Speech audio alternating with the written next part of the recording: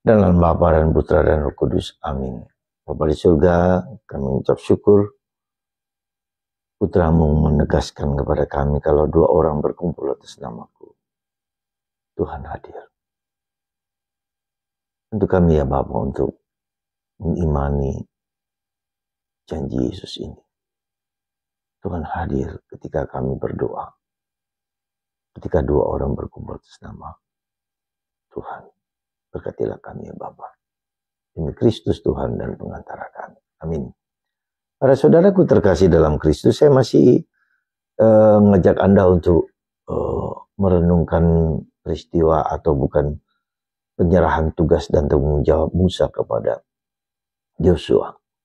Jadi sekali lagi Tuhan mengatakan kepada Musa bahwa ia tidak boleh masuk ke tanah terjanji. Apa perasaan Musa yang sangat mencintai umatnya tapi tidak boleh memasuki tanah terjanji? Apakah Musa dihukum Tuhan? Ya, orang menyebutnya sebagai hukuman. Tetapi sejujurnya tidak juga demikian, karena suatu anugerah di mana Tuhan lebih daripada sekedar manusia yang membimbing. Tuhanlah yang melakukan segala sesuatu. Kembalikan kepada Tuhan, bukan aku, bukan siapa saja. Ini yang harus kita pegang dalam pelayanan kita. Bukan aku Tuhan, tapi Engkau.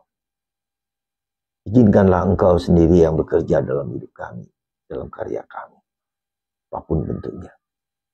Yang kedua, hari ini kita diingatkan dua hal dalam bacaan Injil. Pertama, bahwa kita juga mempunyai tanggung jawab untuk saudara kita, untuk siapa saja. Entah itu suami, entah itu istri, dengan teguran yang lembut, ya, dengan sapaan, dengan peringatan. Yang pertama. Kedua juga kita sadar bahwa kalau kita berkumpul dua orang atas nama Tuhan, Tuhan hadir dan berkarya. Wow, ini luar biasa. Artinya kalau kita merayakan Ekaristi, kalau kita berdoa atau doa lingkungan, doa apa, Tuhan hadir.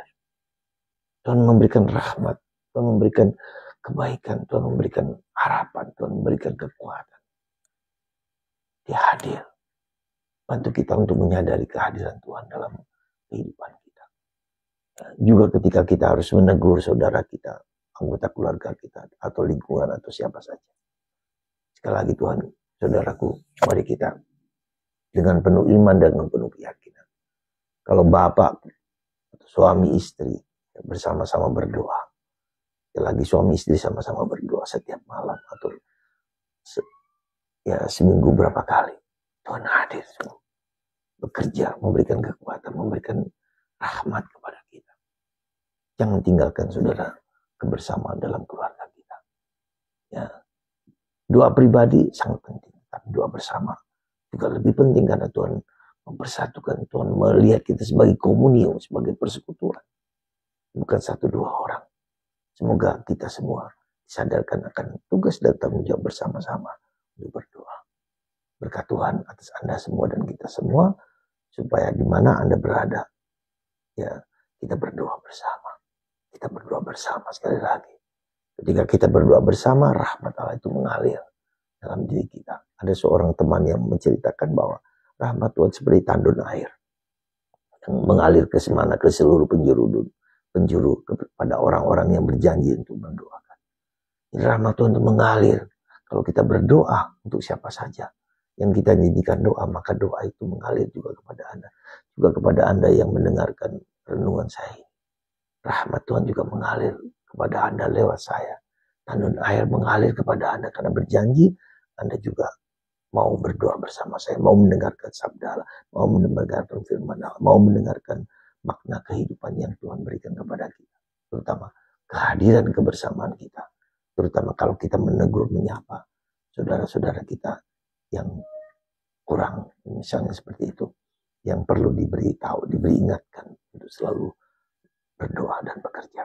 Tuhan bekerja untuk Anda semua, dan semoga rahmat Tuhan mengalir dalam diri Anda semua, dimanapun Anda berada, Bapa, Putra, dan Roh Kudus. Amin.